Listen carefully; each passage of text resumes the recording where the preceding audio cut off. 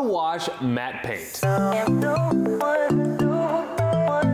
I'm Ivan. I'm Nick. And this is DIY Detail. We're gonna be using our legendary rinseless wash combined with a foam cannon to safely and easily wash this beautiful Mercedes-Benz. We have already 30 ounces of water. I'm gonna be adding 2 ounces of rinseless wash. So with Incredible Suds, our car shampoo, you add 1 ounce to a foam cannon. Exactly. So a little bit more product here if you're gonna get the foam with our rinseless wash. Ivan, what is a rinseless wash and what do we do in foaming it? It's all very confusing. So we have surfactants in our rinseless wash. It's not just polymers, it's surfactants. And our rinseless wash leaves nothing behind, which is great, especially for the convertible roof. From there, the rinseless washing means we don't rinse it off afterwards. It becomes its own drying aid. And on a vehicle like this, we want to induce the least amount of scratching possible, because with matte paint, there's one thing you really need to know. You cannot use a polish on a matte paint or else you're gonna make it shiny. The clear coat is exactly the same. They just add one little ingredient that finishes it off matte instead of finishing it off glossy the way a lot of cars are. So if you polish this, you're actually gonna get glossy paint.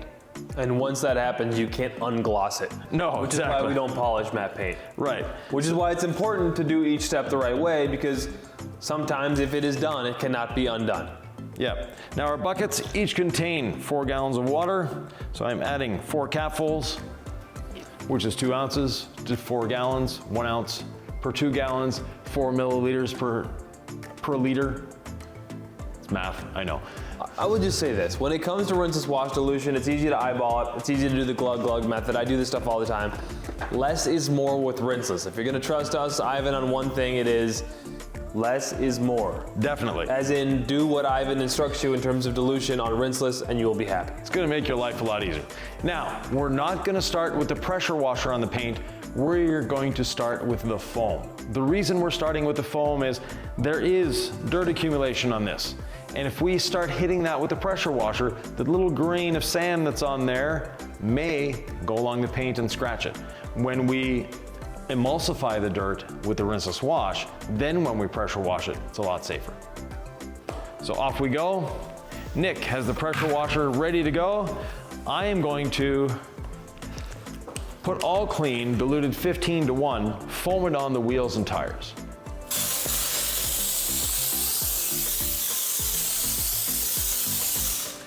That is gonna get in there, start cleaning while we do the rest.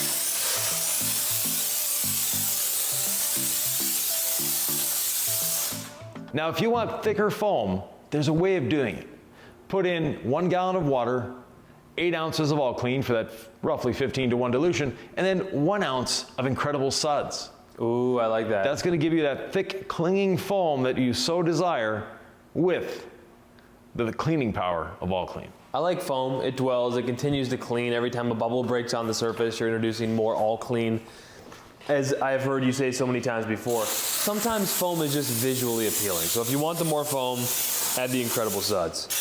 Are you good for me to start foaming, sir? As long as you don't aim at me, I'm good.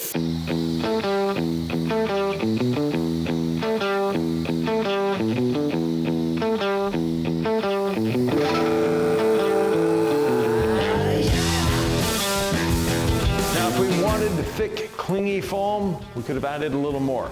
That's not the goal here. We're wanting to wet the surface. We're doing it quickly and efficiently using the pressure washer, and at the same time, what is going down is bringing that dirt down with it. When we rinse it off before actually doing the contact wash, it's gonna be doing a great job. I like a little bit more foam, but if he says 2 ounces, I go with it. And then when he's not looking, I put in a couple ounces more. Right, but he didn't have a chance to do that, so.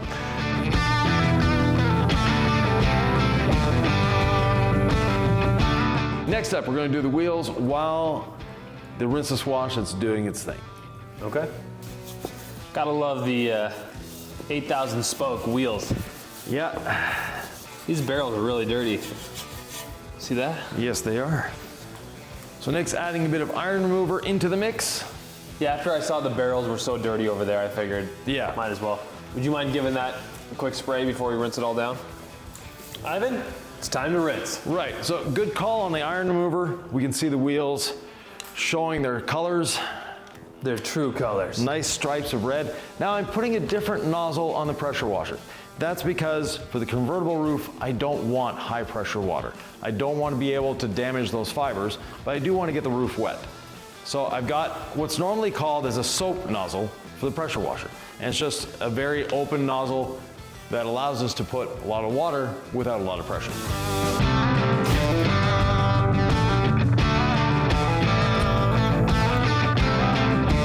Well, Nick, we rinsed off a rinseless wash. The rinseless wash did its thing. It emulsified the dirt, softened it up, lifted it away from the surface, encapsulated it, then we rinsed it all away.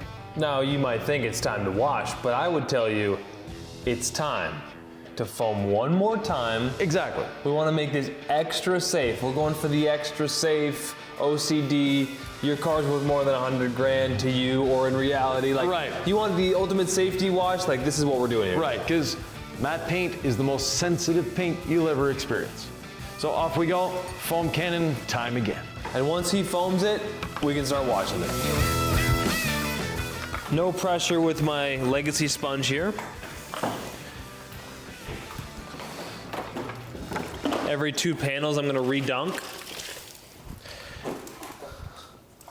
And for the roof, well, I'm going in with this brush.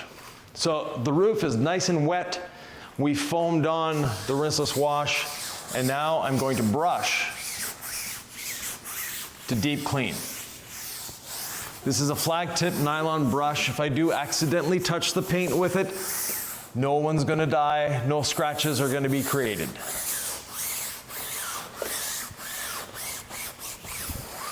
And just like Nick is redipping his sponge, I'm redipping my brush.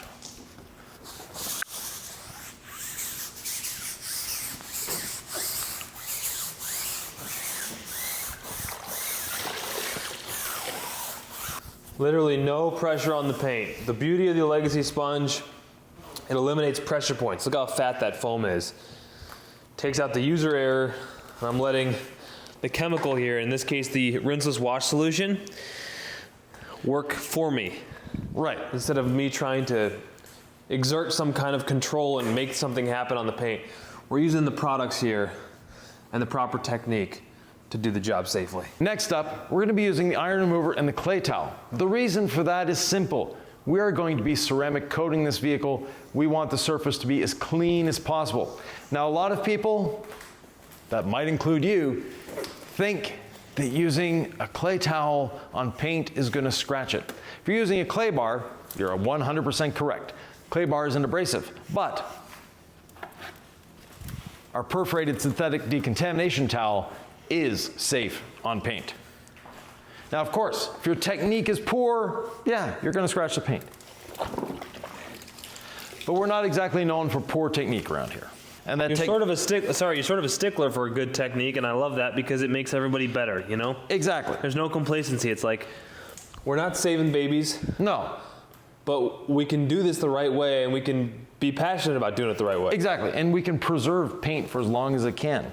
Now, what we're doing, 1 or 2 sprays on the towel, 1 spray on the panel. Where I put the spray on the panel is where I deposit my towel, and no pressure whatsoever. And when I say no pressure, look, I'm dragging the towel over the surface. I don't even have the weight of my hand on it. And the reason for that is the less pressure you exert, actually the better job it does. This isn't an abrasive like a clay. This is a synthetic material that is lifting the contamination off the surface. And you can see the iron remover, it's doing its thing. We're getting actually a lot of red off of this vehicle.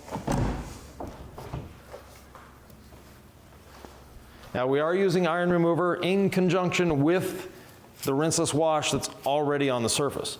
And that gives us an even safer job, because more lubrication never hurt anyone when you're claying paint. It's kind of fun, Ivan, now that we've detailed together for dozens and dozens of hours. I'm starting to feel a flow where it doesn't have to be said, where you can do one thing and I can do the other thing, and if you can get that kind of flow with the shop, with another employee, with your friend, your spouse, whatever, it's kind of a beautiful thing because you do one thing, I do the other. We can kind of work in tandem like that. Exactly. How long have you and Sylvie been detailing together? That's my goal, is to get so we don't even have to talk and we can just detail. 20 some years now. All right, so we got a ways to go. Yeah, exactly. No, but you too, when you detail your wife, you don't even need to talk. No. We never shut up, but we don't need to talk. Now what we're doing here with the iron remover, because a lot of people will question the fact of using iron remover and not letting it dwell on the paint. Well, we're actually letting it dwell on the paint, but after we've decontaminated with the towel. And there's a good reason for that. Iron remover actually doesn't attack the iron particle that's on the paint. It attacks the rust formed by that iron particle. If we remove the iron particle, now the iron remover just needs to take care of the rust stain, making it a lot more efficient. And also, I'm using a lot less product this way. Now this is a matte paint, and one concern people have with matte paint is, will the claying make it shiny? Again, if you're using a clay bar, there's a chance because you're imparting abrasion. But the synthetic decontamination towel doesn't have any abrasion. No abrasion means no making your matte paint shiny. So a couple reasons why I'm bringing the garden hose in. With iron remover, matte paint, really any situation, get it off the paint before it has a chance to dry.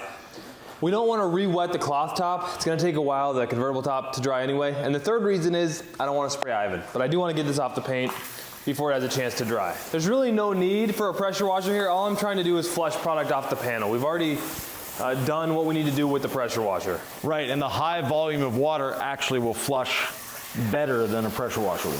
Now normally, when we're talking about ceramic coating paint, well, we're talking about polishing. That's the one beauty of a matte paint. You never polish it. So after we wash this down, we're gonna use panel prep, and then we're gonna coat. Yeah, exactly. While Nick continues to rinse the car on the other side, I'm gonna start drying the top, work my way down. In the meantime, we'll see you in the next video.